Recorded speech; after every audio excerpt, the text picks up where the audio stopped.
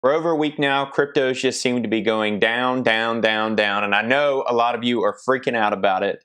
We're going to talk about it today. Hey, what's going on, everyone? Jeremy here, and if you want to follow along my journey as I build wealth, then subscribe to the channel, hit the bell icon so you don't miss a thing, and remember, all of this is just my opinion. None of this is financial advice. I'm literally a guy sitting in front of a computer talking to a camera. Let's go ahead and get to it. The comments and the messages that I keep seeing on videos and Reddit and everywhere else, people are freaking out about what's going on with crypto markets. And you can look here, look at all of this.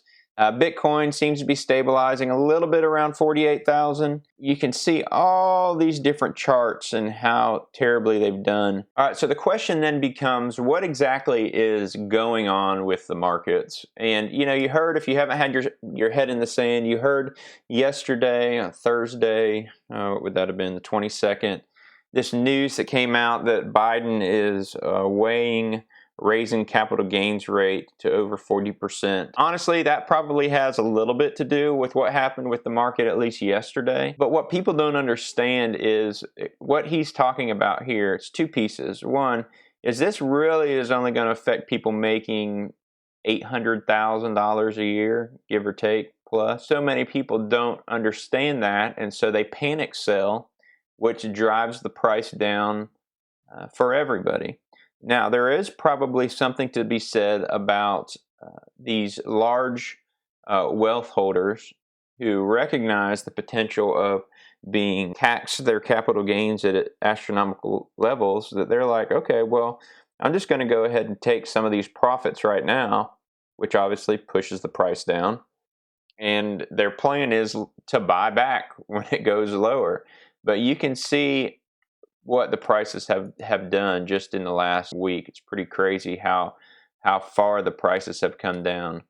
Then there is something to be said about the power outages in China, whether that's a hoax or not. But you will notice if you go to exchange your Bitcoin at all that the fees are extremely high, and that has to do with the hashing power essentially being cut in half in the last week. And the way that Bitcoin works is it takes about 2 weeks for the algorithm to adjust its difficulty. And when you've got the hashing power cut in half, but the problems or the mathematical computation still extremely difficult, it takes twice as long to process those transactions, and it costs twice as much. And so that's part of what's going on. But you can see here, Cardano just, last week was at like $1.40 or something, and it's down to 105. Polkadot has dropped down. We can look over here here's the Bitcoin price. And I made this a narrow window. You can see here, 17,000. If you look at this chart, and this is not a detailed chart, and I'm not a charting guy, but you can see that Bitcoin is about to test this $47,000 price, 46 right in here. If it blows through that price, it's likely going to push all the way down to 37, probably 31, 37, somewhere in that range. Just because this is like the support level right here is 46,000, and if it pushes through that, it's likely going down. But I think all of this is temporary. I don't think this is going to be a long term. I don't think the bull run is over for a long period of time. I think these are whales that are selling out, and they will be buying back at a lower price. You look at THETA. We like THETA. And you can see the same thing. This is basically the beginning of the year, February. It was at $2. You can see it went all the way up here to 15, and then it's down here. And you can see that right here, this is the next logical support, is about 840. So we'll see what THETA does if 840 holds. Otherwise, it's probably coming down here to somewhere in the 690 range. And if it really dumps, it's probably coming back down to $3.90, $4. But I say all that to say that I still think all of these are on sale. All of these cryptos are on sale right now.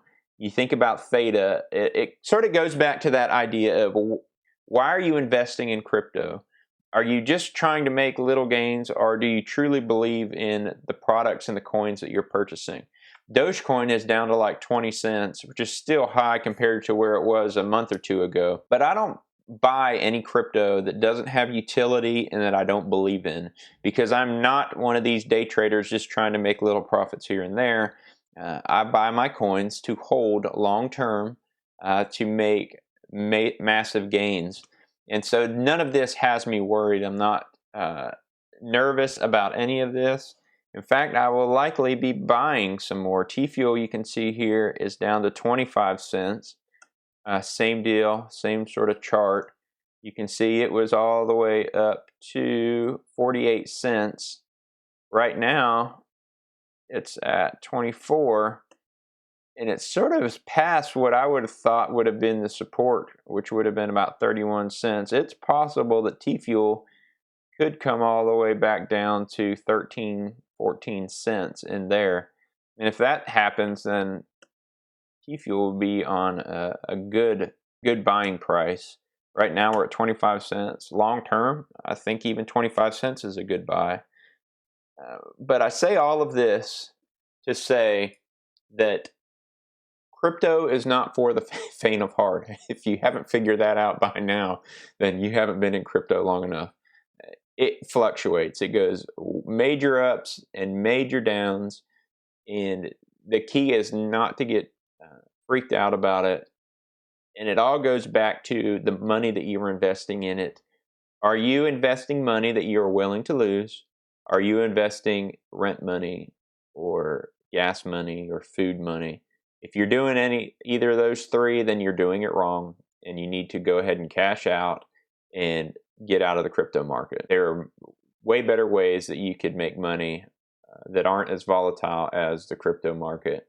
Crypto is definitely not for the faint of heart. Don't invest anything into crypto, really in any investment, that you're not willing to lose, because there is always a chance that you could lose money. And if you've been investing and you haven't lost money, then you probably haven't been investing that long, because inevitably you will make a bad decision and you will lose money.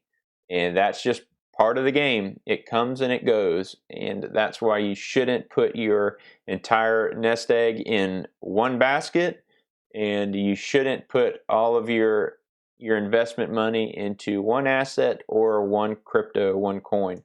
If you've watched the crypto space for any length of time, then you know that this is what crypto does. It goes in ebbs and flows, waves up and down, and I think that we are really on the precipice of a big monster gain out of this low, what seems to be an extreme low. So don't lose heart. If you've got some money you've been holding back, waiting to buy in, you know, this is going to be a good time to buy some of those cryptos that you've been waiting to come back down. And I think we're in for some massive gains in the near future. If you like this video, like it, subscribe to the channel if you haven't already, share it with somebody that you think might want to watch it. There's another video I've got starting right over there. Click on that, and I'll see you over there.